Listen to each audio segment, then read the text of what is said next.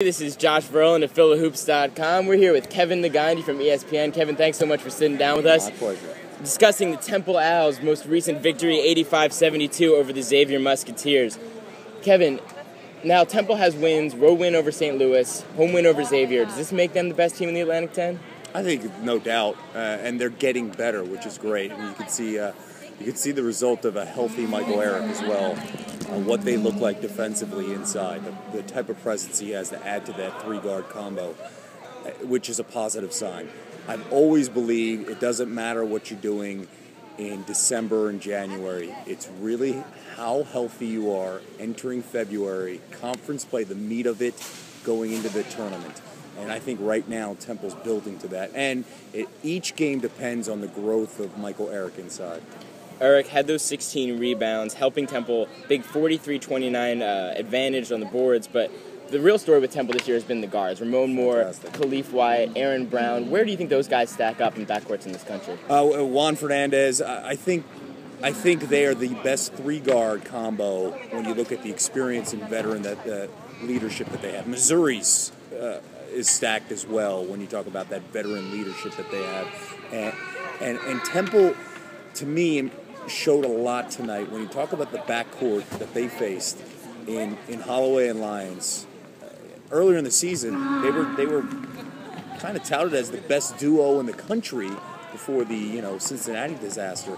They haven't been the same. To see how they matched up against them, those two guys were clearly frustrated, not just on the offensive end for them, but handling the defensive side of Khalif and Ramon. And Ramon is that steady guy. He follows a long line of guards that come through Temple that are Philly products that just are on another level when it comes to maturity. They're never frazzled. The moment's never bigger than them. They know how to handle every scenario. And you've seen a leadership on the court with Ramon. He settles everybody down, and he takes measured shots. And when he takes them, they usually go in. Xavier, that brawl you mentioned, that the big story for them this season. Do you really think that's still effective? Completely different team, yes. The confidence, they just seem hesitant. They feed off of Holloway. Tu's just not the same player. You could see he has the skills. It's just putting it together in one complete game. The confidence is really not there. And I thought in the beginning of the season the guy was fearless.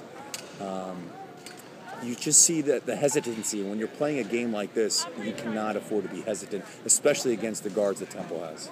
Holloway did have 23 points, but 2 assists and 4 turnovers. Temple, 8-2 in the Atlantic 10, 6 games left in the conference season. What do you think they need to work on for the rest of the year? The health of Michael Eric. To me, I noticed that in the beginning of this game. They got him the ball, but they tried to have a presence down low early.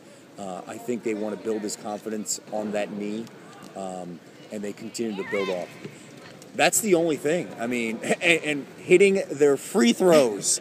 I think that could haunt this team down the road. When you're talking about tournament play, things slow down, and they're going to find weaknesses looking at tape.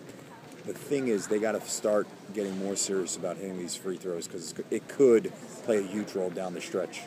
Temple goes 20 of 32 from the line tonight. Hollis Jefferson was 3 for 8. He was really the only guy that was under 500 for them. Temple beats Xavier 85-72. For Kevin Neghandi of ESPN, I'm Josh Verlin, Philahoops.com. Have a good night, everybody.